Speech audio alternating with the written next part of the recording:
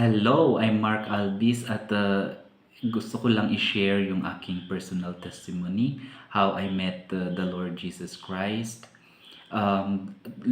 Ipinanganak po ako sa Catholic family background, and we are churchgoers.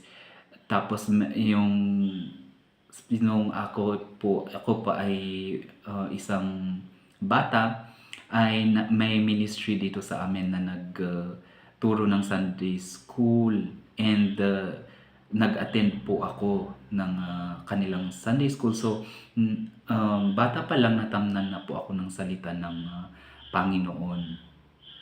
After elementary, I attended high school doon sa kabilang town, and ang gusto ko lang mangyari sa buhay ko noon. My plan is to finish my studies, tapos magkaroon ng um, magandang trabaho, kasi gusto kong umangat yung uh,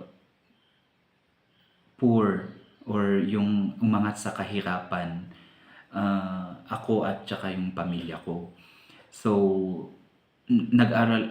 nagstay ako sa dormitory, and doon ko na-meet yung aking Bible study leader. So, shinare niya sa akin yung plano ng Panginoon sa kaligtasan ng buong sangkatauhan.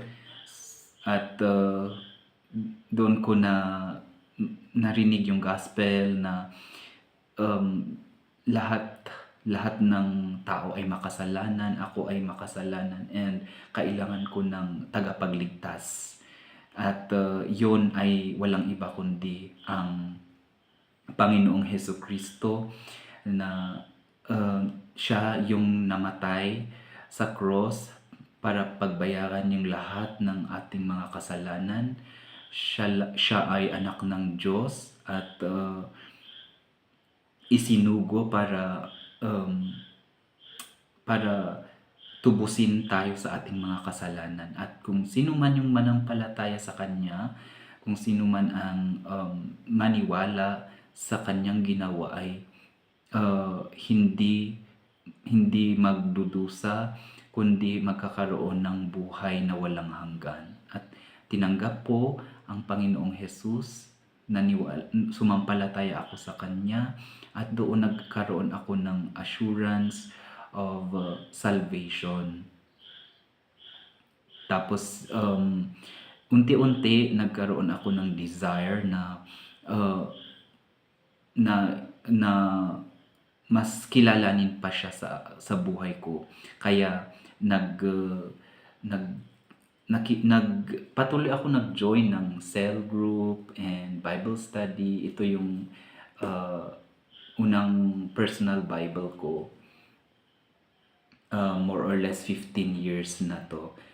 So, yung desire ko na mag uh, magpa mag magkaroon ng na mag-abroad, or magtapos ng pag-aaral, tapos mag-abroad. Hindi lang yun yung naging focus ko, kasi ang naging focus ko ay magkaroon ng mas lumalim pa yung aking relasyon sa ating Panginoong Hesukristo.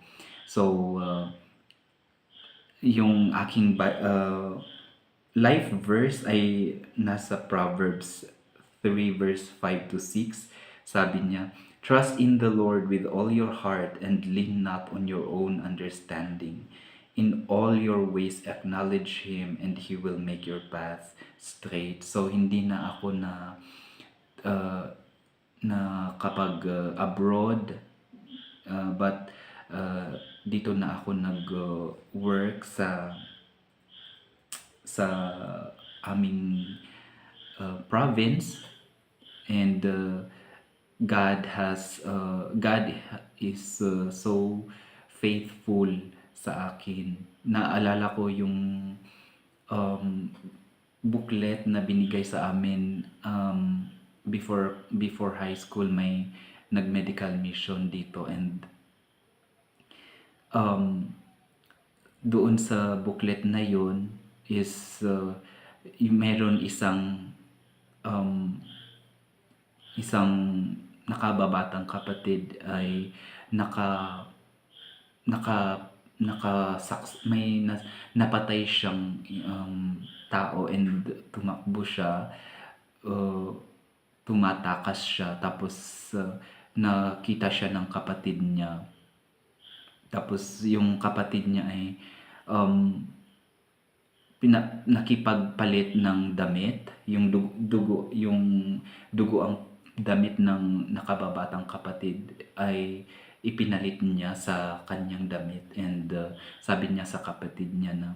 uh, doon manatili lang siya sa bahay, at yung kuya ay siya na yung sumuko sa mga otoridad, and doon yung symbolism ng pagmamahal ng Panginoong Hesus sa atin, na kahit anuman yung mga nagawa nating kasalanan ay pinatawad na niya. Siya na mismo yung nagdusa sa cross, at dahil siya lang yung tanging makakapagligtas sa atin, because He is the Son of God, and nagkatawang tao siya para tubusin tayo sa ating mga kasalanan. And sabi sa John 3:16 that whosoever believes in Him will not perish but have everlasting life. So, yun ang aking simple testimony, and sana na-encourage kayo. God bless.